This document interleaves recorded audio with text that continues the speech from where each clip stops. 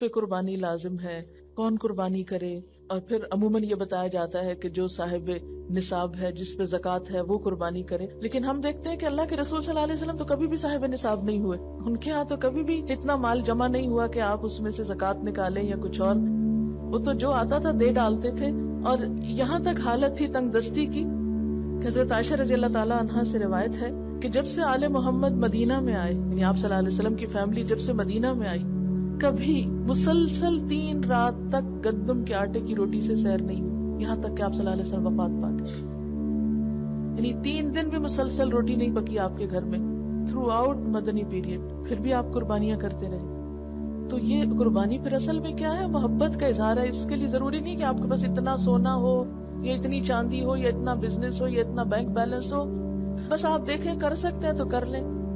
ایک قربانی بھی سارے گھر کی طرف سے کافی ہو جائے گی. لیکن محبت کے اظہار کے طور پر اللہ تعالیٰ نے خود جو طریقہ بتایا، کیونکہ آپ یعنی ویسے بھی محبت کے اظہار کے لیے تحفہ دیا جاتا ہے، لیکن جب آپ کو پتا چل جاتا ہے کہ فلاں شخص کو یہ چیز بہت پسند ہے، تو آپ کی پھر کوشش کیا ہوتی ہے کہ میں وہ دوں جو اس کو پسند ہے. اس لیے جب یہ باتیں کی جاتی ہیں نا کہ غریبوں کو روپیہ دے دینا چاہیے اس دن، اور فلاں چیز دے دینی چاہیے، اس پیسے کو فلاں کام میں استعمال کر لینا چاہیے، فلاں سڑک بنوا لینی چاہیے، فلاں پل بنوا لینا چاہیے، سب باتیں اپنی جگہ ہیں. لیکن آج آپ کے محبوب کو پسند ہے کہ آپ ایک جانور قربان کریں. یہ سارا سال پل بنوائیں، سڑکیں بنوائیں، جو مرضی کرائیں، لیکن آج اس کو کون سا تحفہ پسند ہے آپ کی طرف سے؟ جانور قربان کرنا. کیوں؟ اس لیے کہ آپ کاغذ کا روپیہ کسی کے ہاتھ میں دیتے ہیں نا تو وہ فیلنگ نہیں آتی.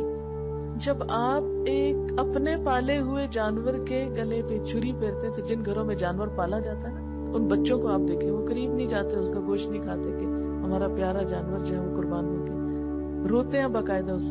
اور اس وقت جو دل کی حالت ہوتی ہے وہ روپیہ کسی کو پکڑانے سے وہ جذبات نہیں پیدا ہوتے.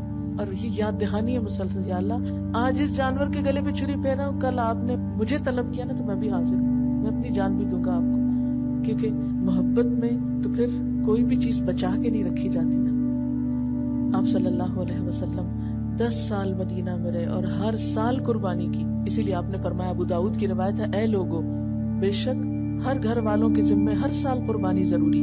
ان علی کل اہل بیت فی کل عام اضحیہ. اب یہ الگ بات ہے کہ اگر بالکل پیسے نہیں ہیں اور مطلب نہیں کرنے کے قابل ایک بھی، تو کوئی بات نہیں، کیونکہ بہت لوگ بہت ہی غریب ہوتے ہیں. قربانی دراصل محبت کے اظہار کی ایک علامت ہے، اور اس کے لیے بہت زیادہ فقہی مسئلوں میں پڑھنا، اس پہ جائز ہے اس پہ ناجائز ہے، یہ کرے یا نہ کرے، وہ کرے یا نہ کرے، بہت کچھ پوچھنے کی ضرورت نہیں. اپنے آپ کو ٹٹولیں، دیکھیں کیا دے سکتے ہیں کیا نہیں دے سکتے، اور کر لیں جو کر سکتے ہیں. نہیں کر سکتے تو آئندہ کے لیے کوئی ترتیب سوچیں اسی طرح کی کہ جس سے آپ کچھ کر سکیں. اور اگر کوئی وسعت کے باوجود قربانی نہ کر سکے تو اس کے بارے میں کیا فرمایا کہ جسے قربانی کرنے کی وسعت اور طاقت ہو اور وہ قربانی نہ کرے، وہ مسلمانوں کی عیدگاہ میں حاضر نہ. اب یہ ہے کہ بعض حالات واقعی ایسے ہوتے ہیں کہ انسان نہیں کر سکتا، کوئی جان بوجھ کے نہیں ایسے کرتا، ہمت نہیں ہے.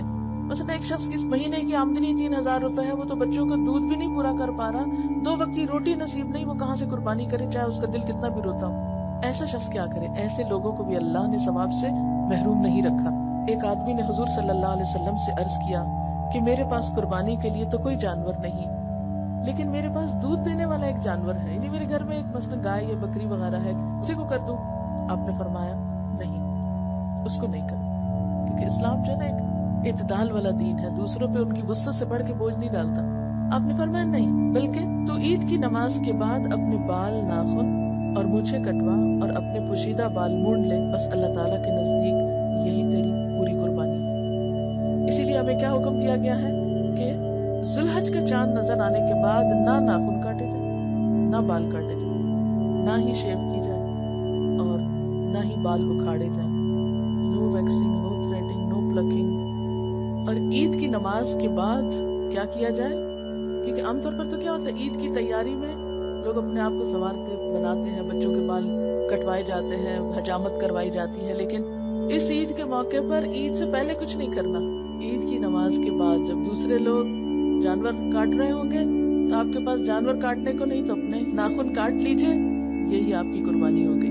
یعنی جس کے پاس وسعت نہیں، اور جس کے پاس وسعت ہے قربانی کرنا ہے، اس کے لیے بھی یہی حکم ہے. اور حاجی جو حج کرنے جا رہے ہوتے ہیں تو احرام کی حالت میں بھی ان بالوں کو، ناخنوں کو آپ ٹچ نہیں کر سکتے. تو اس طرح حج والے اور قربانی والے اور بغیر قربانی والے سب ایک چیز میں تو شریک ہو سکتے ہیں. یعنی اللہ تعالیٰ ہر ایک کو نیکی کا موقع دیتا ہے.